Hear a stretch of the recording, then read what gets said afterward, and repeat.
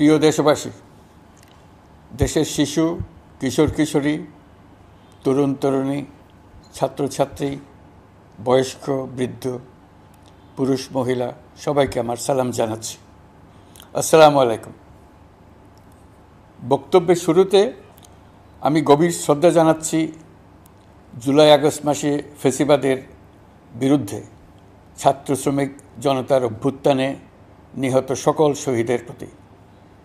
আমি আরও স্মরণ করছি তাদের যারা ফ্যাসিবাদী শক্তির প্রাণঘাতী অস্ত্রের সামনে হিমালয়ের মতো দাঁড়িয়ে অন্যায়ের প্রতিবাদ করে মৃত্যুকে আলিঙ্গন করেছে, আহত হয়েছে, পঙ্গুত্ব বরণ করেছে, হারিয়েছে তাদের চোখের দৃষ্টি। সেই সব বীরদের স্মরণ করছি যারা মিথ্যাচার, লুটপাট, স্বৈরতন্ত্রের বিরুদ্ধে এক দফা দাবি নিয়ে দাঁড়িয়েছিল। কৃতজ্ঞতা চিত্তে স্মরণ করছি আপনাদের ভাই বোনদের, আপনাদের সন্তানদের যারা এই বিপ্লবে অংশগ্রহণ করেছিল। প্রিয় দেশবাসী, আমি আগেও জানিয়েছি, আবারও জানাচ্ছি, গণ অভ্যুত্থানে সকল শহীদের পরিবারকে পুনর্বাসন করা হবে। সকল আহত শিক্ষার্থী, শ্রমিক জনতার চিকিৎসার সম্পূর্ণ ব্যয় সরকার বহন করবে। আহতদের দীর্ঘমেয়াদী এবং ব্যয়বহুল চিকিৎসা এবং শহীদদের পরিবারের দেখাশোনার জন্য স্বাস্থ্য মন্ত্রণালয়ের নেতৃত্বে একটি পূর্ণাঙ্গ তালিকা প্রস্তুত করা হয়েছে। এখন এই নতুন তথ্য পাওয়ার ভিত্তিতে এই তালিকা হালনাগাদ করা হতে থাকবে। গণ অভ্যুত্থানের শহীদদের স্মৃতি ধরে রাখতে সরকার তার যাত্রা লগ্নে জুলাই গণহত্যা স্মৃতি ফাউন্ডেশন নামে একটি ফাউন্ডেশন প্রতিষ্ঠার উদ্যোগ নেয়। এখন সেই ফাউন্ডেশন তৈরি হয়েছে। সকল শহীদ পরিবার এবং আহতদের সর্বোত্তম চিকিৎসা সহ তাদের পরিবারের সম্পূর্ণ দায়িত্ব এই ফাউন্ডেশন গ্রহণ করছে। এই ফাউন্ডেশনে দান করার জন্য দেশের সকল মানুষ এবং বিদেশে অবস্থানরত বাংলাদেশিদের আমরা আহ্বান জানাচ্ছি। গত মাসে কুমিল্লা, নোয়াখালী, সিলেট অঞ্চলে আকস্মিক বন্যা এসব এলাকার মানুষকে হতভম্ব করে দিয়েছে। এখানে বেশিরভাগ এলাকায় কোনো দিন বন্যা হয়নি। তারা বন্যা মোকাবেলা করে অভ্যস্ত নন। দেশপ্রেমিক সশস্ত্র বাহিনী তাৎক্ষণিকভাবে বন্যা আক্রান্ত সবাইকে রক্ষার জন্য এগিয়ে আসে। সেনা, নৌ এবং বিমান বাহিনী পরস্পরের সঙ্গে সমন্বয় করে একযোগে কাজে নেমে পড়ার ফলে মানুষের দুর্ভোগ কম হয়েছে। এর পরপরই এনজিও এবং সাধারণ মানুষ দেশের সকল অঞ্চল থেকে দলে দলে এগিয়ে এসছে। আমি বিশেষ করে দেশপ্রেমিক সেনাবাহিনীকে আবারও ধন্যবাদ জানাচ্ছি। দেশের সকল দুর্যোগকালে তারা সবসময় আন্তরিকভাবে এগিয়ে এসছে। বিশেষ করে বন্যা ও শান্তি শৃঙ্খলা রক্ষার কাজে তাদের সৈনিক এবং অফিসাররা দিনের পর দিন যেভাবে দায়িত্ব পালন করেছে তার কোনো তুলনা হয় না। জনজীবনে স্বস্তি ও আত্মবিশ্বাস প্রতিষ্ঠায় তাদের ভূমিকা অনন্য। বাংলাদেশ সশস্ত্র বাহিনীর সকল সদস্যকে আমি ধন্যবাদ জানাই তাদের সততা, ত্যাগ ও অসীম দেশপ্রেমের জন্য। দেশের স্বাধীনতা সংগ্রাম থেকে শুরু করে বন্যা, খরা, ঝড়, বৃষ্টি, ঘূর্ণিঝড়, সকল প্রাকৃতিক দুর্যোগে আপনারা সকলের শেষ ভরসার স্থান। দেশের প্রতিটি ক্রান্তি লগ্নে আপনারা দেশের মানুষের পাশে থেকেছেন। দেশের স্বাধীনতার পক্ষে, সার্বভৌমত্বের পক্ষে অবস্থান নিয়েছেন। দেশ গঠনে আপনারা সবার আগে এগিয়ে এসছেন। বিগত জুলাই হতে শুরু হওয়া গণ অভ্যুত্থান, বন্যা, নিরাপত্তা প্রদান, অস্ত্র উদ্ধার সহ সকল কার্যক্রমে আপনারা সফলভাবে দিনরাত কাজ করে যাচ্ছেন। সরকার ও জনগণের পক্ষ থেকে আমি আপনাদের প্রতি কৃতজ্ঞতা জানাচ্ছি। বন্যা আমাদের জনজীবনে আরেকটি দিক উন্মোচন করল। দেশের সকল জায়গায় মানুষের সক্রিয় সহানুভূতির জোয়ার উঠেছিল অবিশ্বাস্য মাত্রায়। ব্যবসায়ী, অর্থবান ব্যক্তিরা যেমন তাদের অর্থ নিয়ে স্বতঃস্ফূর্তভাবে এগিয়ে এসেছিল, তেমনি দেশের বিভিন্ন প্রান্তের সাধারণ মানুষ, স্কুল, কলেজ, বিশ্ববিদ্যালয়ের ছেলেমেয়েরা জোয়ারের ঢলের মতো যার যার সামর্থ্য নিয়ে এগিয়ে এসছে। অনেকেই ছুটে গেছে বন্যার্তদের সহযোগিতা করার জন্য। এনজিওরা বিভিন্ন জায়গা থেকে ছুটে গেছে তাদের সহায়তা নিয়ে। তাদের কাজে অনুপ্রাণিত হয়ে আমি এনজিও নেতাদের সঙ্গে বৈঠক করেছি কিভাবে সরকার তাদের কাজের সঙ্গে সরকারের উদ্যোগকে সমন্বিত করতে পারে, সেটার কাঠামো তৈরি করে দেওয়ার জন্য। বন্যা এখন চলে গেছে, কিন্তু পুনর্বাসনের কঠিন কাজ আমাদের সামনে রয়ে গেছে। সকলের সহযোগিতায় আমরা পুনর্বাসনের কাজটি সফলভাবে সমাধান করতে চাই। আইনশৃঙ্খলা পরিস্থিতির উন্নতির জন্য আমরা দিনরাত পরিশ্রম করে যাচ্ছি। যে সমস্ত ভাই বোনেরা তাদের গত 16 বছরের বেদনা জানিয়ে তার প্রতিকার পাওয়ার জন্য আমার অফিস এবং সচিবালয়ের অফিসসমূহের সামনে প্রতিদিন ঘেরাও কর্মসূচি দিয়ে আমাদের কাজকর্ম ব্যাহত করছিলেন, তারা আমার আহ্বানে সাড়া দিয়ে ঘেরাও কর্মসূচির থেকে বিরত হয়েছেন বটে, তবে অন্যত্র আবার তারা তাদের কর্মসূচি দিয়ে যাতায়াতে ব্যাঘাত সৃষ্টি করছেন। আমি কথা দিচ্ছি, আপনাদের ন্যায্য আবেদনের কথা আমরা ভুলে যাব না। আমরা সকল অন্যায়ের প্রতিকারের জন্য প্রতিশ্রুতিবদ্ধ। আমরা আমাদের দায়িত্বকালে যথাসম্ভব সব সমস্যার সমাধানের চেষ্টা করব। আমি আবারও অনুরোধ করছি, আপনারা যাতায়াতে ব্যাঘাত সৃষ্টি থেকে বিরত থাকুন। জাতি আপনাদের প্রতি কৃতজ্ঞ থাকবে। তৈরি পোশাক, ওষুধ শিল্প, এসব এলাকায় শ্রমিক ভাই বোনেরা তাদের অভিযোগ জানানোর জন্য ক্রমাগতভাবে এই শিল্পের কার্যক্রম পরিচালনা বন্ধ রাখতে বাধ্য করছেন। এটা আমাদের অর্থনীতিতে যে নেতিবাচক প্রভাব ফেলবে সেটা মোটেই কাম্য নয়। এমনিতেই ছাত্র শ্রমিক জনতার বিপ্লবের পর যে অর্থনীতি আমরা পেয়েছি সেটা নিয়মনীতিবিহীন দ্রুত ক্ষীয়মান একটা অর্থনীতি। প্রাতিষ্ঠানিক কাঠামো প্রায় ধ্বংসপ্রাপ্ত। বৈদেশিক মুদ্রার রিজার্ভ তলানিতে গিয়ে ঠেকেছে। আমরা এই অর্থনীতিতে প্রাণ সঞ্চারের চেষ্টা করছি, আমাদের উদ্যোগে সাড়াও পাচ্ছি। ঠিক এই সময়ে আমাদের শিল্প কারখানাগুলো বন্ধ হয়ে যাক, অকার্যকর হয়ে যাক, এটা আমাদের অর্থনীতিতে বিরাট আঘাত পড়বে। সেটা কিছুতেই আমাদের কাম্য হতে পারে না। শ্রমিক ভাই বোনদের অনেক দুঃখ আছে, কিন্তু সেই দুঃখ প্রকাশ করতে গিয়ে আপনাদের মূল জীবিকা বন্ধ হওয়ার উপক্রম হলে সেটা ঠিক হবে না। দেশের অর্থনীতি ধ্বংসপ্রাপ্ত হলে সেটা ঠিক হবে না। শ্রমিক মালিক উভয়ের পক্ষে আলোচনা করে এসব সমস্যার সমাধান আমরা অবশ্যই বের করব। আপনারা কারখানা খোলা রাখুন, অর্থনীতির চাকা সচল রাখুন, দেশের অর্থনীতিকে সোজা হয়ে দাঁড়াতে দিন। আমরা আপনাদের সমস্যার স্থায়ী সমাধান বের করার জন্য সর্বশক্তি প্রয়োগ করব।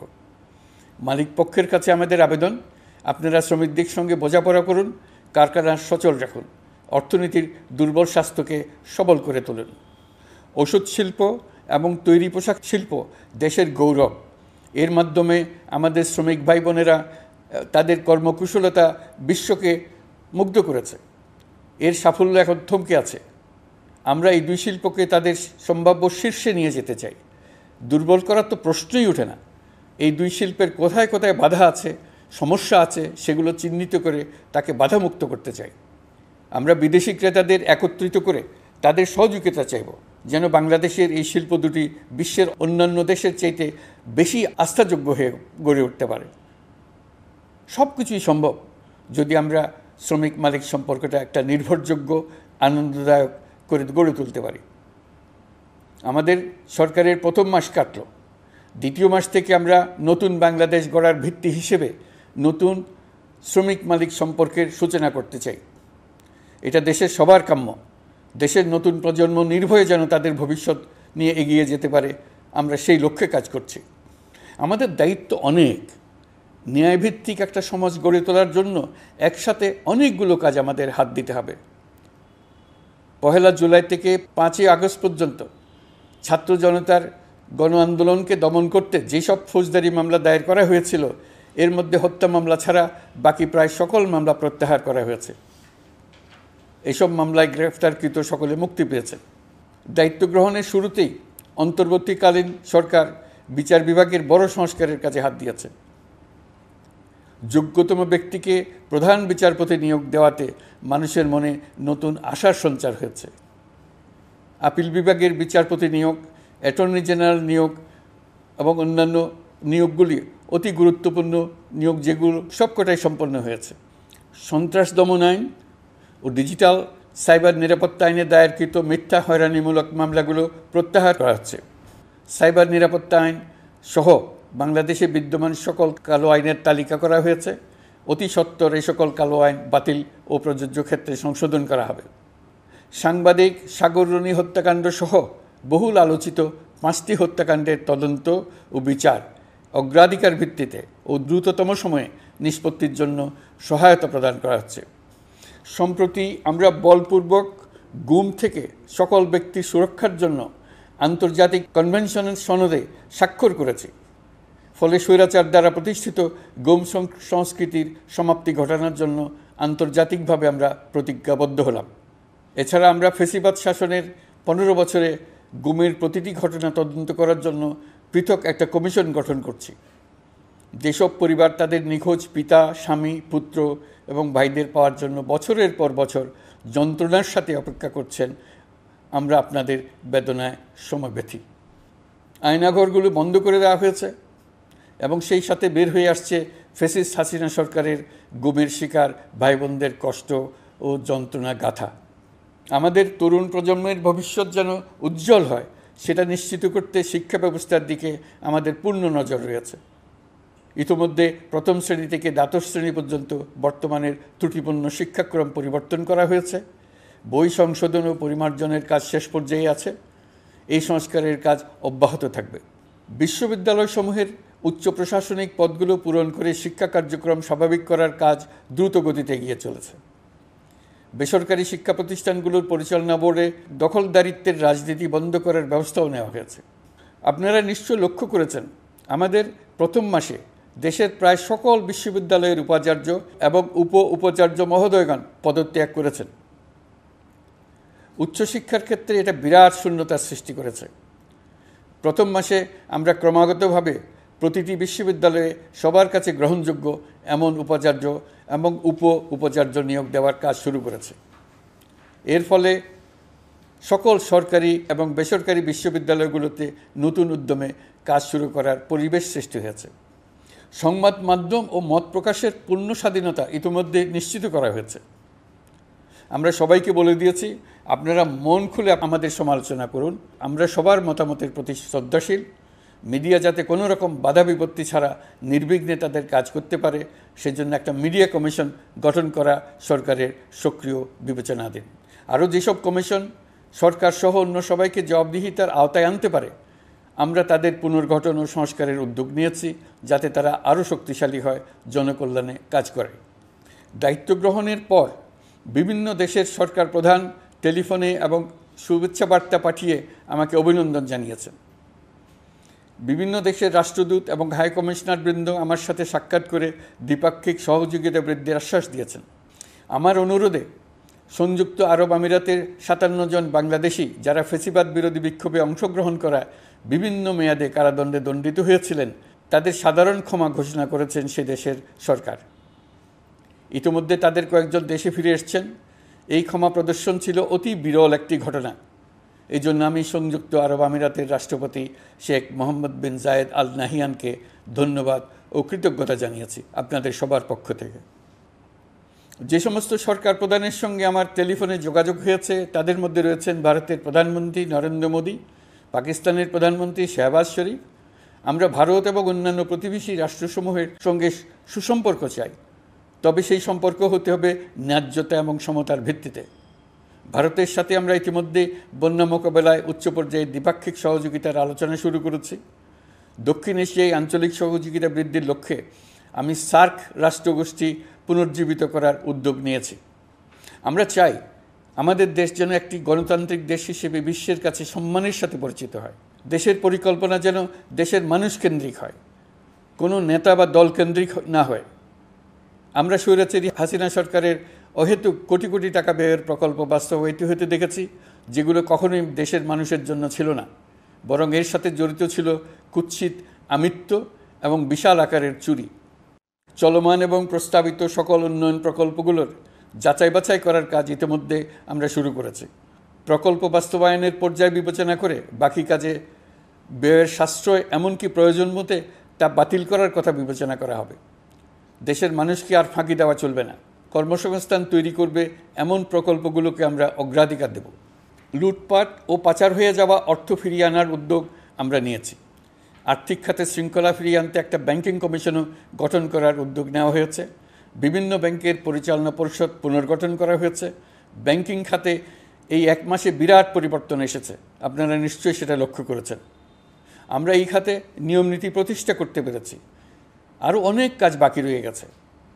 প্রথম মাসের কাজ হিসেবে শুধু প্রধান কাজগুলো করেছি, তার সঙ্গে রয়েছে আরও অনেক পরবর্তী কাজ। ফ্যাসিবাদী সরকার লুটপাট করার জন্য নতুন করে 60,000 কোটি টাকা ছাপিয়ে বাজারে ছাড়ার কারণে মুদ্রাস্ফীতির শিকার হয়েছে দেশের মানুষ। এই অতুলনীয় মুদ্রাস্ফীতি নিয়ন্ত্রণ অন্তর্বর্তী সরকারের অন্যতম প্রধান লক্ষ্য। মুদ্রাস্ফীতি নিয়ন্ত্রণের লক্ষ্যে পলিসি সুদের হার বৃদ্ধি করে 9% উন্নীত করা হয়েছে। মূল্যস্ফীতি থেকে সাধারণ মানুষকে সুরক্ষা দেওয়ার উদ্দেশ্যে ওএমএস খাদ্যবান্ধব কর্মসূচি সহ সুলভ মূল্যে প্রান্তিক মানুষের কাছে নিত্য প্রয়োজনীয় দ্রব্য সরবরাহ চলমান রাখা হয়েছে। মূল্যস্ফীতি মোকাবেলায় চলতি অর্থবছরে চাল ও গম আমদানির জন্য 5,800 কোটি টাকা, আভ্যন্তরীণ সংগ্রহের জন্য 8,900 কোটি টাকা এবং খাদ্য ভর্তুকির 3টি প্রোগ্রামের জন্য 7,360 কোটি টাকা বরাদ্দ রাখা হয়েছে। বিভিন্ন স্টেক হোল্ডারের সাথে সভা করে মূল্যস্ফীতি নিয়ন্ত্রণের করণীয়সমূহ চিহ্নিত করা হয়েছে। পরিচালন ও উন্নয়ন ব্যয় যৌক্তিক পরিমাণে হ্রাস করার জন্য কার্যক্রম গ্রহণ করা হয়েছে। কৃষিপণ্য উৎপাদনের জন্য সার আমদানির ক্ষেত্রে প্রয়োজনীয় বৈদেশিক মুদ্রার সরবরাহ নিশ্চিত করার পদক্ষেপ নেওয়া হয়েছে। প্রকৃত চাষিগণ যাতে কৃষি ঋণ পেয়ে থাকেন তা নিশ্চিত করার উদ্যোগ নেওয়ার পাশাপাশি কৃষি ঋণের পরিমাণ বৃদ্ধি করা হয়েছে। মার্কিন ডলারের বিপরীতে টাকার বিনিময় হার স্থিতিশীল রাখার লক্ষ্যে বৈদেশিক মুদ্রার বিনিময় হারকে বাজারভিত্তিক করা হয়েছে। কালো টাকা সাদা করার অনৈতিক অনুমতি বাতিল করা হয়েছে। বৈদেশিক মুদ্রার রিজার্ভ বৃদ্ধি করতে বিভিন্ন উন্নয়ন সহযোগীদের কাছ থেকে বাজেট সাপোর্ট চাওয়া হয়েছে। আন্তর্জাতিক মুদ্রা তহবিল থেকে অতিরিক্ত 3 বিলিয়ন মার্কিন ডলার, বিশ্বব্যাংক থেকে অতিরিক্ত 1 বিলিয়ন ডলার, জাইকা থেকে অতিরিক্ত 1 বিলিয়ন মার্কিন ডলার প্রদানের অনুরোধ করা হয়েছে। রূপপুর পারমাণবিক বিদ্যুৎ কেন্দ্র নির্মাণ প্রকল্পের অগ্রিম অর্থ পরিশোধ এবং বকেয়া পাওনা নিয়ে রাশিয়ান ফেডারেশনের সাথে অর্থ মন্ত্রণালয়ের আলোচনা চলছে। পাইপলাইনে থাকা 48 বিলিয়ন মার্কিন ডলার বৈদেশিক সহায়তা ব্যবহারের উদ্যোগ নেওয়া হয়েছে। মেগা প্রকল্পের নামে লুটপাট বন্ধের পাশাপাশি স্বাস্থ্য ও শিক্ষা খাতে বরাদ্দ বৃদ্ধির পরিকল্পনা গ্রহণ করা হয়েছে। বৈদেশিক মুদ্রার রিজার্ভের উপর চাপ কমানোর লক্ষ্যে রাশিয়া এবং চীন থেকে প্রাপ্ত ঋণের সুদের হার কমানো এবং ঋণের মেয়াদ বৃদ্ধির জন্য অনুরোধ জানানো হয়েছে। সকল উন্নয়ন সহযোগীদের সাথে সম্পর্ক আরও নিবিড় করার উদ্যোগ নেওয়া হয়েছে। সকল অর্থনৈতিক সূচক এবং পরিসংখ্যানের প্রকৃত মান বা সংখ্যা প্রকাশের জন্য নির্দেশনা প্রদান করা হয়েছে। জিডিপি, মূল্যস্ফীতি ইত্যাদি সঠিক উপাত্ত সংগ্রহ, প্রাক্কলন ও প্রকাশের জন্য নির্দেশনা দেওয়া হয়েছে। জাতীয় রাজস্ব বোর্ড এবং অর্থ বিভাগের রাজস্ব আয় সম্পর্কিত উপাত্তের মধ্যে পার্থক্য নিরসনে উদ্যোগ নেওয়া হয়েছে।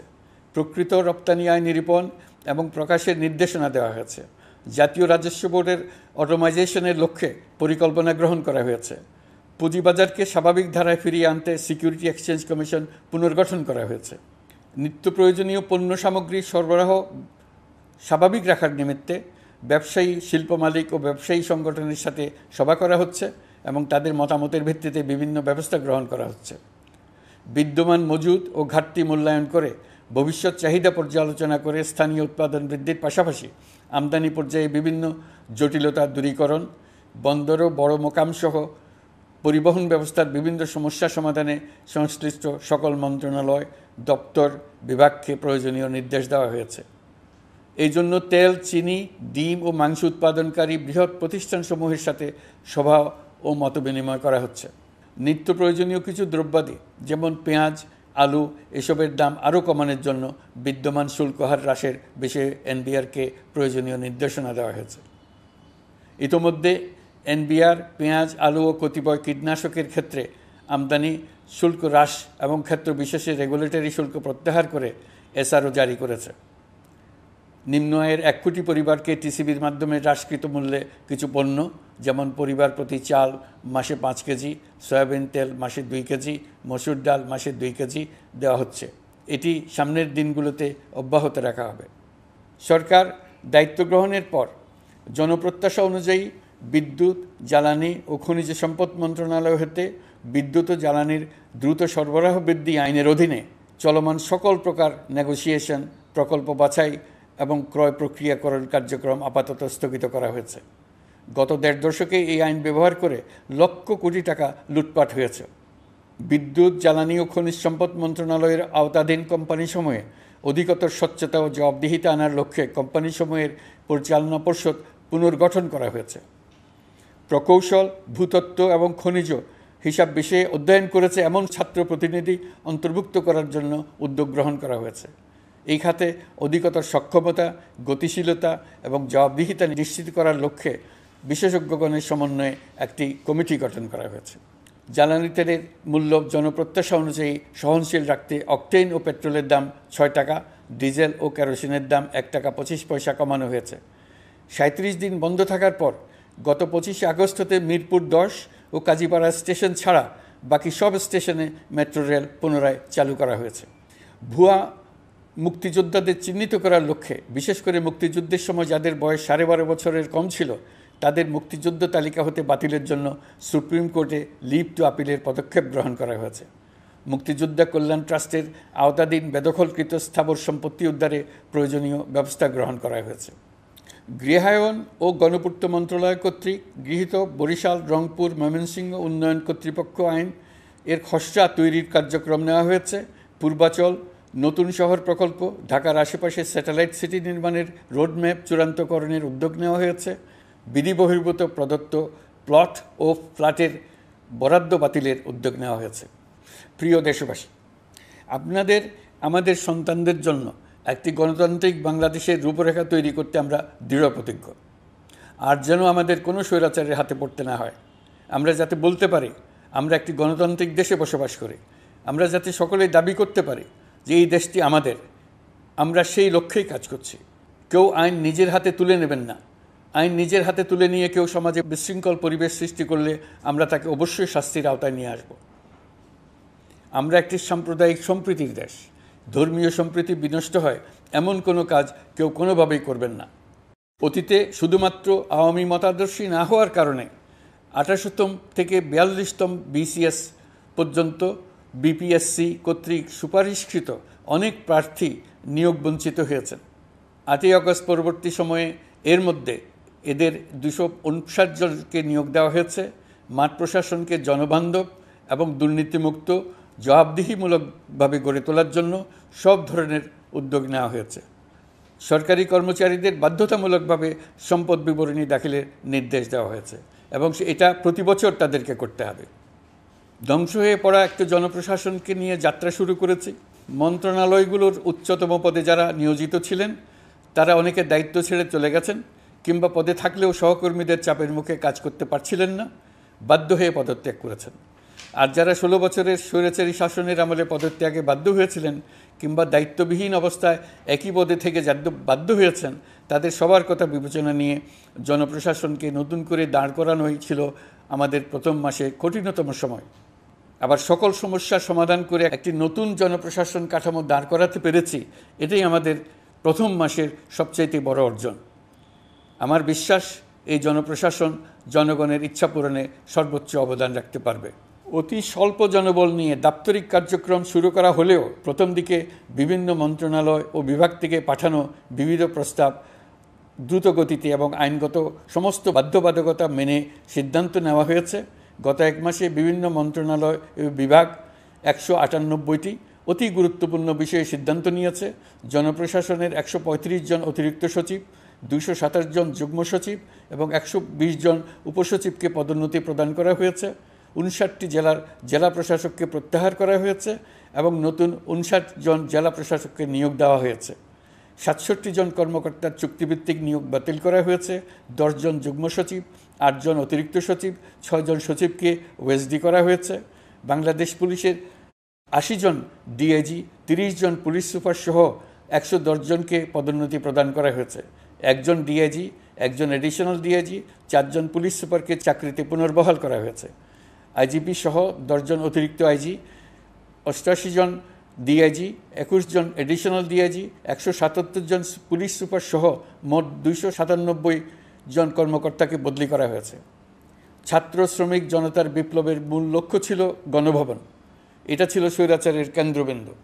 এই সরকার বিপ্লবের প্রতি সম্মান দেখিয়ে গণভবনকে বিপ্লবের জাদুঘর হিসেবে ঘোষণা দিয়েছে।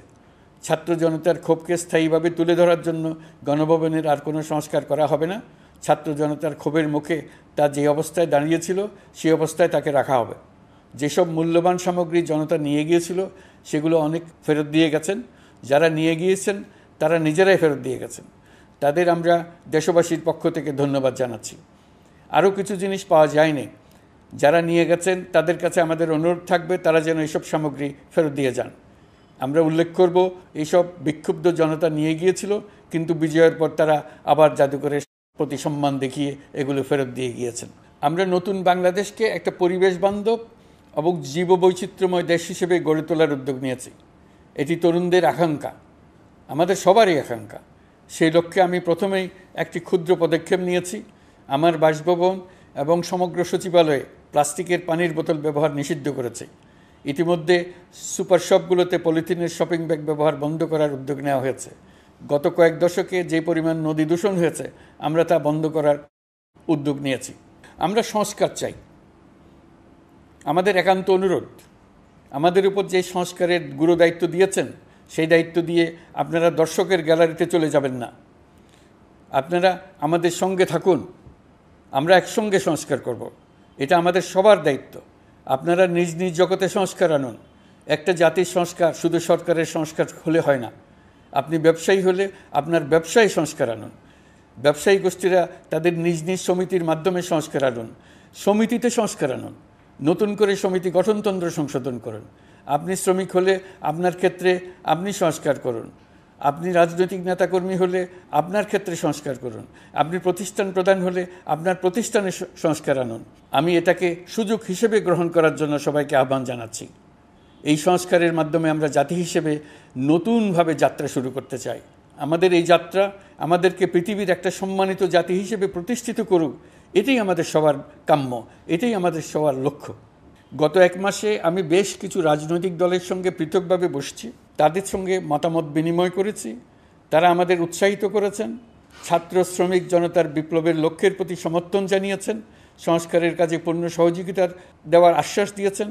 আমি দেশের বিশিষ্ট সম্পাদক বৃন্দের সঙ্গে মত বিনিময় করেছি, তারাও সংস্কারের কাজে পূর্ণ সহযোগিতা দেওয়ার আশ্বাস দিয়েছেন। তারা বিভিন্ন বিষয়ে মূল্যবান পরামর্শ দিয়েছেন। সবার পরামর্শ নিয়ে এখন আমাদের অগ্রসর হওয়ার পালা। আমি বিশিষ্ট ব্যবসায়ীদের সঙ্গে বৈঠক করেছি, তাদের কাছে আমাদের সরকারের লক্ষ্যগুলো ব্যাখ্যা করেছি, তারাও আমাদের লক্ষ্যের সঙ্গে একমত প্রকাশ করেছেন। আপনারা জানেন, ছাত্র শ্রমিক জনতার ঐতিহাসিক জুলাই গণ অভ্যুত্থানের মুখে এবং হাজারো মানুষের আত্মদানের বিনিময়ে বাংলাদেশে ফ্যাসিস্ট সরকারের পতন হয়েছে। এই গণ অভ্যুত্থানের বার্তা ও আকাঙ্ক্ষা বাস্তবায়নের জন্য একটি অভূতপূর্ব সময় ও সুযোগ আমরা এর মধ্য দিয়ে অর্জন করেছি। এর বাস্তবায়ন তথা বাংলাদেশের ফ্যাসিজম বা স্বৈরতান্ত্রিক শাসন পুনরাবৃত্তির আশঙ্কা রোধ এবং জনমালিকানা ভিত্তিক কল্যাণমুখী জনস্বার্থে নিবেদিত একটি রাষ্ট্র ব্যবস্থা প্রবর্তনের লক্ষ্যে কিছু জাতীয় ভিত্তিক সংস্কার সম্পন্ন করা জরুরি হয়ে পড়েছে। উক্ত সংস্কার ভাবনার অন্যতম কেন্দ্রবিন্দু হচ্ছে সুষ্ঠু নির্বাচন ব্যবস্থা, সুশাসন প্রতিষ্ঠা করা। আমরা যেহেতু জনগণের ভোটাধিকার ও জনগণের মালিকানায় বিশ্বাস করি, সেহেতু নির্বাচন ব্যবস্থার উন্নয়নে আমাদের সংস্কার ভাবনায় গুরুত্ব পেয়েছে অধিক। আমরা মনে করি নির্বাচনের নামে সংখ্যাগরিষ্ঠতার একাধিপত্য ও দুঃশাসন মানুষের উপর চাপিয়ে দেওয়া বা এর মাধ্যমে এক ব্যক্তি বা এক পরিবার বা কোনো গোষ্ঠীর কাছে সকল ক্ষমতা কুক্ষিগত করে রাখার কোনো ক্রমেই গ্রহণযোগ্য নয়। এসব আশঙ্কা রোধ করার জন্য নির্বাচনের সাথে সম্পর্কিত নির্বাচন কমিশন সহ অন্যান্য প্রতিষ্ঠানগুলোর সংস্কারের কথা আমরা ভাবছি। নির্বাচন ব্যবস্থার সাথে সম্পর্কিত প্রতিষ্ঠান হিসেবে পুলিশ প্রশাসন, জনপ্রশাসন, বিচার প্রশাসন, দুর্নীতি দমন কমিশন এই 4টি প্রতিষ্ঠানের সংস্কার করা সুষ্ঠু ও অবাধ নির্বাচনের জন্য অপরিহার্য। এসব প্রতিষ্ঠানের সংস্কার জনমালিকানা ভিত্তিক, জবাবদিহিমূলক এবং কল্যাণমূলক রাষ্ট্র ব্যবস্থা প্রতিষ্ঠায় অবদান রাখবে বলে আমি বিশ্বাস করি। এর পাশাপাশি সমাজের সকল স্তরের মানুষের প্রতিনিধিত্ব ও স্বার্থ নিশ্চিত করার জন্য এবং জুলাই গণ অভ্যুত্থানের বার্তাকে প্রতিফলিত করার জন্য সাংবিধানিক সংস্কারের প্রয়োজন আমরা অনুভব করছি। এসব বিষয়ে সংস্কার করার প্রাথমিক পদক্ষেপ হিসেবে আমরা প্রাথমিকভাবে 6টি কমিশন গঠন করার সিদ্ধান্ত নিয়েছি। এসব কমিশনের কাজ পরিচালনার জন্য বিষয়ভিত্তিক অভিজ্ঞতা বিবেচনা করে 6 জন বিশিষ্ট নাগরিকের নেতৃত্বে এই কমিশনগুলো পরিচালনা করার দায়িত্ব দিয়েছি। এরপর আরও বিভিন্ন বিষয়ে কমিশন গঠন করার প্রক্রিয়া আমরা অব্যাহত রাখব। নির্বাচন ব্যবস্থা সংস্কার কমিশনের প্রধান হিসেবে দায়িত্ব পালন করবেন ডক্টর বদিউল আলম মজুমদার। পুলিশ প্রশাসন সংস্কার কমিশনের প্রধান হিসেবে কাজ করবেন জনাব সরফরাজ চৌধুরী।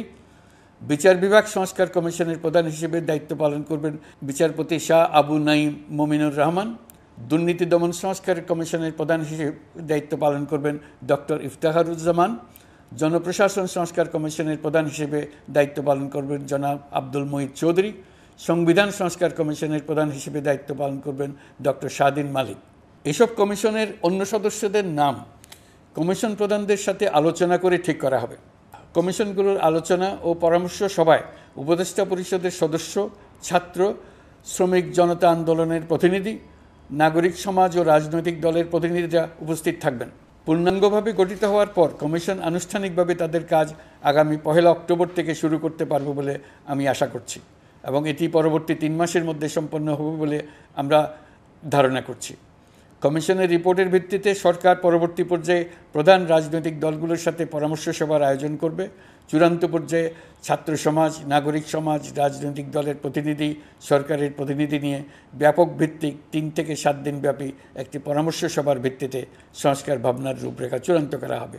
এতে এই রূপরেখা কীভাবে বাস্তবায়ন হবে তার একটি ধারণাও দেওয়া হবে।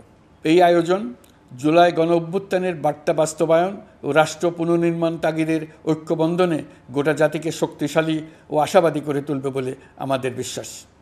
প্রিয় দেশবাসী, আমাদের সামনে অনেক কাজ, সবাই মিলে একই লক্ষ্যে আমরা অগ্রসর হতে চাই। আমাদের মধ্যে, বিশেষ করে আমাদের নতুন প্রজন্মের মধ্যে যে সুপ্ত প্রতিভা লুকিয়ে আছে সেটা যেন বিনা বাধায় রাষ্ট্রের এবং সমাজের সহযোগিতায় প্রকাশ করতে পারি, সেই সুযোগের কাঠামো তৈরি করতে চাই। সকলে মিলে আমাদের পরিবারের প্রতিটি সদস্যকে, সে ঝাড়ুদার হোক, ছাত্র হোক, শিক্ষক হোক, যে কোনো ধর্মের হোক, সবার সমান অধিকার নিশ্চিত করতে চাই। এই হলো আমাদের সংস্কারের মূল লক্ষ্য।